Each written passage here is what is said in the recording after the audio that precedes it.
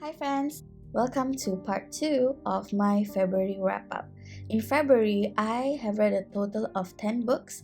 I've talked about the first 5 in last week's video, and today I will talk about the remaining 5 reads.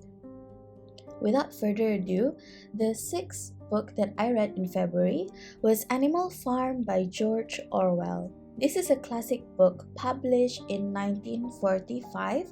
It is about a group of animals on a farm that decided to rebel against the farmer to create a fair, free, and equal animal society.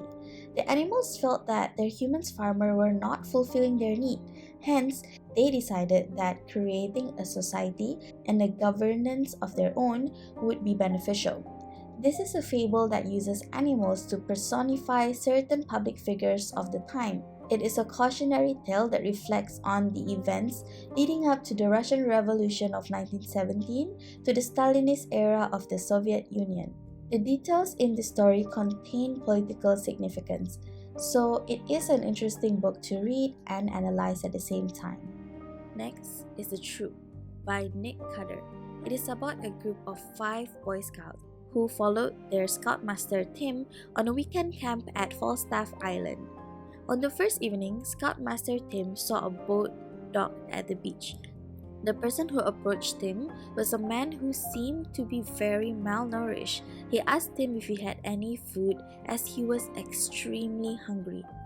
This man didn't seem threatening, so Tim just gave him some food. He also allowed the man to sleep at the couch that night. He told the other Boy Scouts to not leave their room since this man is still a complete stranger.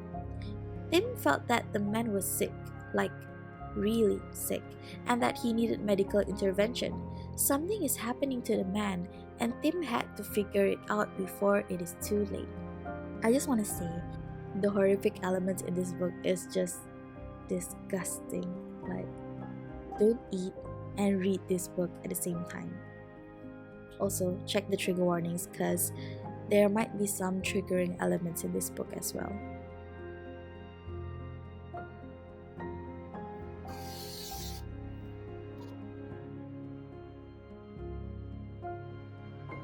Next book, In Watermelon Sugar by Richard Brautigan. As you may or may not know, this book is the inspiration behind the song Watermelon Sugar by Harry Styles. This is an American postmodern literary fiction book. This was published in 1968. It is about a community that lives in this commune called Ideth. Everything in this world is made out of watermelon sugar. Each day, the sun shines a different color and hence produces watermelon of different colors based on the color of the sun on that day. The narrator of the book was unnamed, and they are telling us the story of their daily life in watermelon sugar. This novel is an interesting book that shows the mood of the counterculture generation.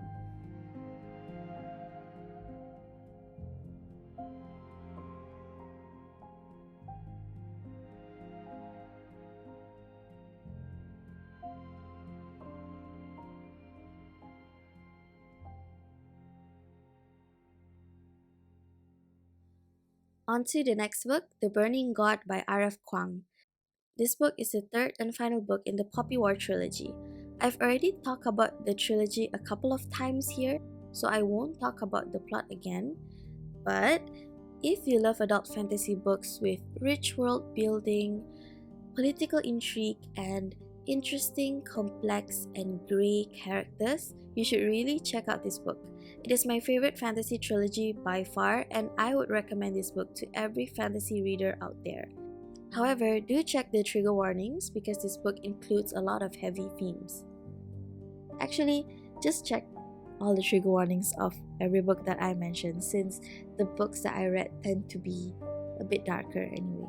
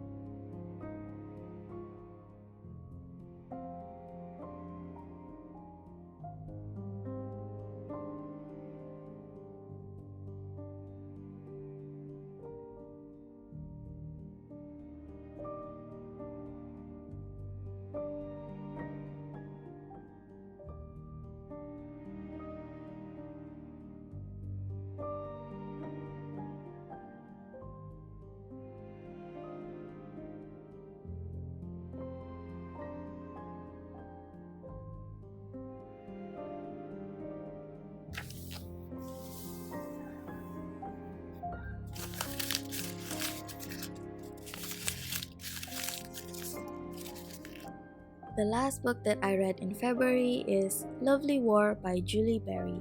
We followed two young couples in the bleak times of World War I.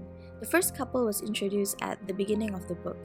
James was a soldier that will be sent off to war soon. Hazel was a talented pianist. They met at a London party where James was watching Hazel play the piano and got the courage to speak to her. They became close and a mutual feeling developed between them. However, not long after, James was sent to the killing fields. The second couple was introduced later in the book. What made this book even more interesting is that the story is mainly narrated by the Greek goddess Aphrodite. She was presenting the story of these two young couples to her husband Hephaestus and her lover Ares. She wanted to explore the question, why are love and war eternally drawn to each other? Those are all the books that I read in February. If you want to check out the other 5 spreads of the books that I read in February, I would put the link down in the description box below. Thank you for spending your Monday with me. Take care, stay hydrated, stay safe, and I will see you again next week. Bye bye.